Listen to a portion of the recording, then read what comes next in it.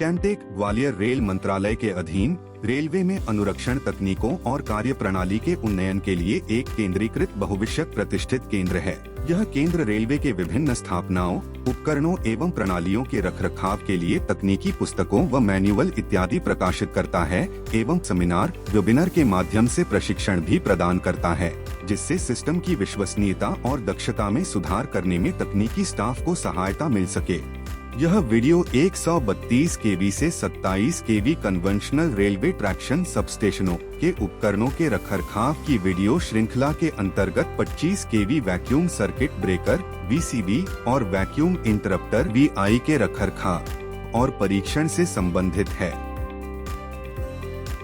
Vacuum circuit breaker सामान्य परिस्थितियों में सर्किट में विद्युत सप्लाई को कनेक्ट या डिस्कनेक्ट करने के लिए एक सुरक्षात्मक उपकरण है और यह असामान्य स्थिति में सिस्टम की सुरक्षा के लिए सर्किट में विद्युत सप्लाई को डिस्कनेक्ट भी करता है। VCB में वैक्यूम का उपयोग मुख्य कॉन्टैक्टों के ओपन या क्लोज करते समय उत्पन्न हुई आर्क के क्वंचन के माध्यम के रूप में किया जाता है।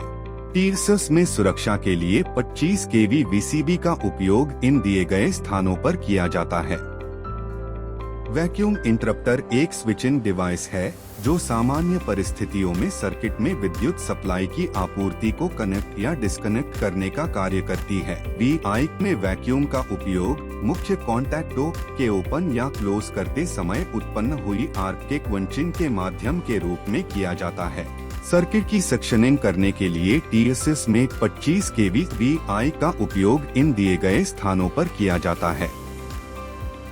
VCB और VI का कंस्ट्रक्शन लगभग समान है तथा उनके मुख्य भाग हैं: pole assembly, vacuum bottle, base frame, operating mechanism, switching operation. VI और VCB का कंस्ट्रक्शन लगभग एक समान है, लेकिन फिर भी इनमें कुछ अंतर हैं, जैसे VI केवल एक स्विचिंग डिवाइस है जबकि VCB सुरक्षात्मक डिवाइस है। VCB या VI का रखरखाव। VCB या VI का रखरखाव अलग अलग समय अवधि में अलग अलग शेड्यूलों द्वारा किया जाता है, जैसे कि मासिक शेड्यूल, अर्धवार्षिक शेड्यूल, वार्षिक शेड्यूल, 6 वर्षीय शेड्यूल। मासिक शेड्यूल। मासिक शेड्यूल में किए जाने वाले कार्य जैसे कि इंसुलेटर व कंट्रोल बॉक्स की जांच करना, विभिन्न इंडिकेशनों व सिलिका जेल के रंग की जांच करना तथा उपकरण के ओपनिंग या क्लोजिंग की आवाज की जांच करना इत्यादि शामिल हैं। अर्धवार्षिक शेड्यूल में मासिक शेड्यूल के अतिरिक्त किए जाने वाले कार्य जैसे कि थर्मल स्कैनिंग करना शामिल है। वार्षिक शेड्यूल। वार्षिक शेड्यूल में अर्धवार्षिक शेड्यूल, मासिक शेड्यूल के अतिरिक्त किए जाने वाले कार्य जैसे कि मूविंग भागों का ल्यूब्रिकेशन करना, कॉन्टैक्ट वियर के इंडिकेशन की जांच करना, ट्रैवल व वाइप, IR वैल्यू तथा कॉल रेजिस्टेंस को मापना एवं ऑपरेटिंग टाइम व कॉन्टैक्ट रेजिस्टेंस को मापना इत्यादि शामिल हैं। 6 वर्षीय शेड्यूल। 6 वर्षीय शेड्यूल में वार्षिक शेड्यूल, अर्धवार्षिक शेड्यूल, मासिक शेड्यूल के अतिरिक्त किए जाने वाले कार्य जैसे कि मुख्य कॉन्टैक्टों के ओपनिंग या क्लोजिंग टाइमिंग की जांच करना और high voltage power frequency test करना शामिल है। रखरखाव से पूर्व ली जाने वाली सुरक्षात्मक सावधानियां। उपकरण व व्यक्तिगत सुरक्षा के लिए यह सुनिश्चित करें कि सर्किट ब्रेकर को ओपन करके विद्युत की आपूर्ति को बंद कर दिया गया है तथा आइसोलेटरों को ओपन करके आइसोलेशन कर दिया गया है। तत्पश्चात फिर रखरखाव की जाने वाली VCB या VI के दोनों सिरों पर डिस्चार्ज रॉड लगाएं व रेसिडुअल चार्ज को डिस्चार्ज करें। इसके बाद VCB या VI के दोनों टर्मिनलों के कनेक्शनों को खोलें तथा साथ ही सुरक्षा के लिए व्यक्तिगत सुरक्षा उपकरण जैसे विद्युतरोधी जूते, हेलमेट इत्यादि का उपयोग भी सुनिश्चित करें। ऐसे कई कार्य होते हैं जिन्हें रखरखाव के दौरान किया जाता है, जैसे कि इन सभी भागों की सफाई करना व किसी भी असामान्यता के लिए विजुअल निरीक्षण करना चाहिए, जैसे कि control box, porcelain insulator, top एवं बॉटम टर्मिनल, हार्डवेयर कनेक्टर्स की टाइटनेस, सिलिका जेल का रंग, डोर गास्केट्स एवं इन विभिन्न इंडिकेशनों की स्थिति की जांच करना, जैसे कि ओपन या close indication, spring charge indication, counter reading indicator, contact wear indication. इनके साथ ही देखें कि VCBI DC वोल्टेज के 85% पर क्लोज होती हो तथा 70% वोल्टेज पर ट्रिप भी हो जाती हो। मैनुअली व इलेक्ट्रिकली दोनों स्थितियों में ओपन व क्लोज ऑपरेशन की जांच करना, कैपेसिटर ट्रिपिंग डिवाइस की जांच करना, मोटर लिमिट स्विच व ऑक्सिलरी स्विच के फास्टनरों की टाइटनेस जांचना, मूविंग व स्लाइडिंग भागों एवं अन्य हार्डवेयरों को देखना, ट्रैवल व वाइप वैल्यू की माप करना, रिडक्शन गियर के ऑयल के रिसाव एवं उपकरणों से आने वाली असामान्य आवाज की जांच करना। VCBI का परीक्षण।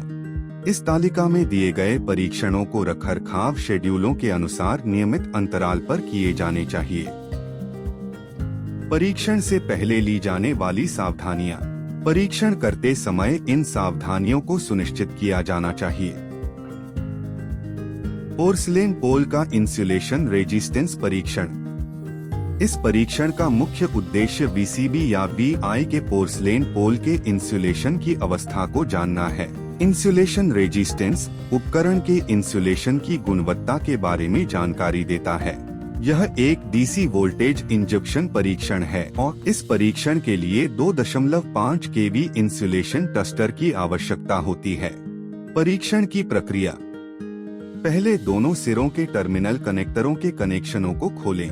यहाँ हम उपकरण के मुख्य कॉन्टैक्टों की ओपन स्थिति में दोनों टर्मिनलों के बीच परीक्षण कर रहे हैं। अब टेस्टर के लाइन टर्मिनल की लीड को टॉप टर्मिनल से व टेस्टर के अर्थ टर्मिनल की लीड को बॉटम टर्मिनल से कनेक्ट करें। उसके बाद सभी कनेक्शनों की जांच करें और टेस्ट किट में DC वोल्टेज स्तर को 2.5 kV पर रखें। अब टेस्ट बटन दबाते ही दोनों टर्मिनलों पर DC वोल्टेज अप्लाई किया जाता है, जिसके परिणामस्वरूप लीकेज करंट सर्किट में प्रवाहित होता है और टेस्टर इस लीकेज करंट के प्रवाह को मापता है। टेस्टर अप्लाइड वोल्टेज एवं मापे गए लीकेज करंट के अनुपात से इंसुलेशन रेजिस्टेंस वैल्यू की गणना करता है। इन कॉम्बिनेशनों के लिए भी यह परीक्षण किया जाना चाहिए। इस प्रारूप में परीक्षण डेटा को आगे की जांच और भविष्य में तुलनात्मक अध्ययन के लिए दर्ज किया जा सकता है। ऑपरेटिंग कॉल के रेजिस्टेंस का मापन। क्लोज और ट्रिप कॉल एक सैलेनोइड हैं और जब इनमें विद्युत का प्रवाह होता है तब ये एक चुंबकीय क्षेत्र बनाते हैं जो प्लंजर को खींचता है एवं VCBI ऑपरेट होता है। VCBI का उचित क्लोजिंग व ट्रिपिंग ऑपरेशन क्रमशः क्लोज कॉल व ट्रिप कॉल के रेजिस्टेंस पर निर्भर करता है। इसके मापन के लिए एक ओम मीटर या मल्टीमीटर जिसमें रेजिस्टेंस को मापने की सुविधा होती है। परीक्षण की प्रक्रिया। पहले कॉल साइड के दोनों टर्मिनलों के कनेक्शन खोलें। यहाँ हम क्लोज कॉल व ट्रिप कॉल के रेजिस्टेंस को माप रहे हैं। अब मल्टीमीटर में ओम स्केल का चयन करें और टेस्टर के ओम टर्मिनल को कॉल के एक टर्मिनल से कनेक्ट करें और टेस्टर के कॉमन टर्मिनल को कॉल के दूसरे टर्मिनल से कनेक्ट करें। अंत में मल्टीमीटर के ओम टर्मिनल से कॉमन टर्मिनल तक करंट प्रवाहित होता है और मल्टीमीटर ओम लॉ द्वारा कॉल के रेजिस्टेंस की गणना करता है। इस प्रारूप में परीक्षण डेटा को आगे की जांच और भविष्य में तुलनात्मक अध्ययन के लिए दर्ज किया जा सकता है। मुख्य कॉन्टैक्टों के मध्य कॉन्टैक्ट रेजिस्टेंस का मापन। VCBI सही व फंक्शनिंग स्थिति में है। यह सुनिश्चित करने के लिए CB के कॉन्टैक्टों को समय समय पर जांचने की आवश्यकता है, क्योंकि खराब रखरखाव या क्षतिग्रस्त कॉन्टैक्टों के कारण आर्किंग, लूजिंग फेज और यहां तक कि आग भी लग सकती है। यह परीक्षण VCBI की क्लोज स्थिति में किया जाता है, इसलिए इसे स्टैटिक कॉन्टैक्ट रेजिस्टेंस मापन भी कहा जाता है। यह परीक्षण एक DC करंट इंजेक्शन टेस्ट है और इस परीक्षण के लिए 100 या 200 एम्पियर की CRM टेस्ट किट की आवश्यकता होती है। परीक्षण की प्रक्रिया। पहले उपकरण के दोनों सिरों के टर्मिनल कनेक्टरों के कनेक्शनों को खोलें। परीक्षण किए जाने वाले VCBI के मुख्य कॉन्टैक्ट यदि ओपन हो तो उन्हें क्लोज कर दें। टेस्ट किट के पॉजिटिव करंट लीड को VCBI के टॉप टर्मिनल से कनेक्ट करें तथा किट के नेगेटिव करंट लीड को बॉटम टर्मिनल से कनेक्ट करें।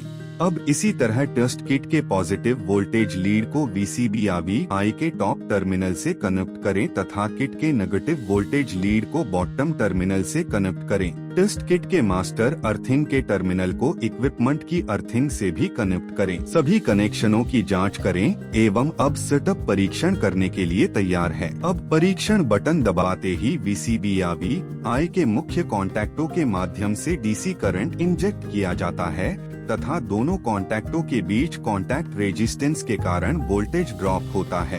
अंत में टेस्ट किट मुख्य कॉन्टैक्टों के बीच से जाने वाले इंजेक्टेड करंट को मापता है और मुख्य कॉन्टैक्टों के बीच के वोल्टेज ड्रॉप को भी मापता है। टेस्ट किट द्वारा मापे गए वोल्टेज ड्रॉप व इंजेक्टेड करंट के अनुपात से कॉन्टैक्ट रेजिस्टेंस की गणना की जाती है।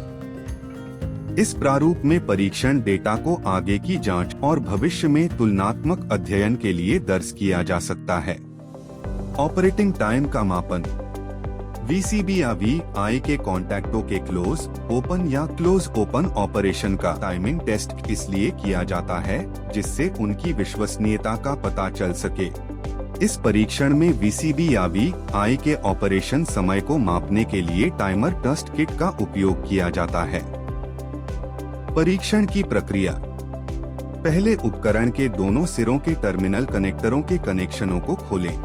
टेस्टर के कॉन्टैक्ट टाइमर लीड को VCB-I के टॉप टर्मिनल व बॉटम टर्मिनल से कनेक्ट करें। अब टेस्टर के ब्रेकर कंट्रोल की लीड को VCB-I के टर्मिनल ब्लॉक के DC point, close call terminal और ट्रिप कॉल टर्मिनल पर एक एक करके कनेक्ट करें। टेस्टर के मास्टर अर्थिंग के टर्मिनल को इक्विपमेंट की अर्थिंग से भी कनेक्ट करें तथा single phase 230 volt AC supply को टेस्टर की कंट्रोल यूनिट से कनेक्ट करें।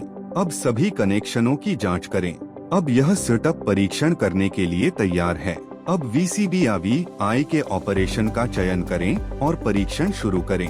टेस्टर अब VCB-I को चुने हुए ऑपरेशन के अनुसार ट्रिप या क्लोज ओपन कमांड देता है और मुख्य कॉन्टैक्टों की स्थिति जानने के लिए कॉन्टैक्ट टाइमिंग लीडों द्वारा अब VCB-I के कॉन्टैक्टों पर विद्युत सिग्नल के रूप में एक लो DC वोल्टेज दिया जाता है। जब VCB-I अपनी स्थिति बदलता है तो टेस्टर विद्युत सिग्नल में परिवर्तन को सेंस करता है और टेस्टर ब्रेकर के ऑपरेटिंग टाइम को मापता है। इन कॉम्बिनेशनों के लिए VCB-I के ऑपरेटिंग टाइम को मापा जाना चाहिए। इस प्रारूप में परीक्षण डेटा को आगे की जांच और भविष्य में तुलनात्मक अध्ययन के लिए दर्ज किया जा सकता है। हाई वोल्टेज परीक्षण। वैक्यूम चेंबर के आंतरिक भाग में कुछ समय बाद लीकेज शुरू हो जाता है और उसमें एयर भरने लगती है। ये एयर से भरे वैक्यूम चेंबर VCB-I को अविश्वसनीय बना देते हैं। यह परीक्षण वैक्यूम बॉटल के ठीक होने एवं VCB-I के इंसुलेशन की प्रभावी होने की जांच के लिए किया जाता है। यह टेस्ट दो तरीकों से किया जा सकता है। पहला power frequency withstand voltage test और दूसरा DC हाई वोल्टेज टेस्ट है। Power frequency withstand voltage test. इस परीक्षण में VCB-I के कॉन्टैक्टों की ओपन स्थिति में उन पर एक पावर फ्रीक्वेंसी के हाई वोल्टेज को 1 मिनट की अवधि के लिए दिया जाता है। इस परीक्षण को करने के लिए एक हाई पॉट टेस्टर की आवश्यकता होती है जो OEM की अनुशंसाओं के अनुसार पावर फ्रीक्वेंसी वोल्टेज को दे सकने में सक्षम हो। परीक्षण की प्रक्रिया। सबसे पहले दोनों सिरों के टर्मिनल कनेक्टरों के कनेक्शनों को खोलें और VCB-I के मुख्य कॉन्टैक्टों को ओपन स्थिति में रखें। अब टेस्टर के हाई वोल्टेज के टर्मिनल की लीड को VCB-I के टॉप टर्मिनल से कनेक्ट करें तथा अर्थिंग से जुड़े अन्य टर्मिनल की लीड को बॉटम टर्मिनल से कनेक्ट करें। साथ ही कंट्रोल यूनिट के मास्टर अर्थिंग के टर्मिनल को इक्विपमेंट की अर्थिंग से कनेक्ट करें। अब single phase 230 volt AC supply को कंट्रोल यूनिट से कनेक्ट करें और सभी कनेक्शनों की जांच करें। अब सेटअप परीक्षण करने के लिए तैयार है। अंत में VCB-I के दोनों टर्मिनलों पर पावर फ्रीक्वेंसी का वोल्टेज अप्लाई करें एवं इस वोल्टेज को धीरे धीरे OEM की अनुशंसाओं तक बढ़ाएं व 1 मिनट के लिए इस हाई वोल्टेज को बनाए रखें। अब यदि लीकेज करंट तय लिमिट में है व VCBA-I 1 मिनट के लिए इस हाई वोल्टेज पर स्थिर रखता है तो यह इस परीक्षण को पास कर लेता है, अन्यथा टेस्ट में फेल हो जाता है। इस प्रारूप में परीक्षण डेटा को आगे की जांच और भविष्य में तुलनात्मक अध्ययन के लिए दर्ज किया जा सकता है। DC हाई वोल्टेज परीक्षण। इस परीक्षण में VCBA-I के मुख्य कॉन्टैक्टों को ओपन स्थिति में रखकर उन पर एक high DC test voltage 1 minute की अवधि के लिए अप्लाई किया जाता है। इस परीक्षण को करने के लिए एक हाई वोल्टेज DC परीक्षण किट की आवश्यकता होती है जो OEM की अनुशंसाओं के अनुसार आवश्यक DC वोल्टेज दे सके। परीक्षण की प्रक्रिया। पहले दोनों सिरों के टर्मिनल कनेक्टरों के कनेक्शनों को खोलें तथा VCBA-I के मुख्य कॉन्टैक्टों को ओपन स्थिति में रखें। अब टेस्ट किट के हाई वोल्टेज लीड के एक टर्मिनल को VCBA-I के टॉप टर्मिनल से कनेक्ट करें व हाई वोल्टेज लीड के दूसरे टर्मिनल को बॉटम टर्मिनल से कनेक्ट करें। टेस्ट किट के मास्टर अर्थिंग के टर्मिनल को इक्विपमेंट की अर्थिंग से भी कनेक्ट करें। अब सिंगल फेज 230 वोल्ट की सप्लाई को टेस्ट किट से कनेक्ट करें तथा सभी कनेक्शनों की जांच करें। अब OEM की अनुशंसाओं के आधार पर VCBA-I के इंसुलेशन रेटिंग के अनुसार परीक्षण वोल्टेज का चयन करें और परीक्षण शुरू करें। अंत में VCBA-I के दोनों टर्मिनलों पर हाई वोल्टेज दें जिससे एक लीकेज करंट वैक्यूम बॉटल के माध्यम से प्रवाहित होता है और टेस्ट किट लीकेज करंट को मापता है। यदि 1 मिनट में लीकेज करंट 300 माइक्रो एम्पियर से कम होता है तो VCBA-I टेस्ट को पास कर लेता है, अन्यथा टेस्ट में फेल हो जाता है। इस प्रारूप में परीक्षण डेटा को आगे की जांच और भविष्य में तुलनात्मक अध्ययन के लिए दर्ज किया जा सकता है। थर्मोग्राफी। थर्मोग्राफी का उपयोग उपकरण में आने वाली खराबी का पता लगाकर या उसकी पहचान करके कार्यरत उपकरण की विफलता से पहले प्रिवेंटिव मेंटेनेंस करके उसे ठीक करने के लिए किया जाता है। क्योंकि यह विश्लेषण एम्बिएंट टेम्परेचर के बजाय सब कंपोनेंटों के रिलेटिव टेम्परेचर पर आधारित है, इसलिए पूरी असेंबली की तस्वीरें ली जानी चाहिए। संबंधित कंपोनेंट लोड पर रखकर जांच रात के समय की जानी चाहिए। इस तालिका में तापमान में परिवर्तन की सीमा और फॉल्ट के सुधार के लिए अवधि भी दी गई है। इस प्रारूप में परीक्षण डेटा को आगे की जांच और भविष्य में तुलनात्मक अध्ययन के लिए दर्ज किया जा सकता है।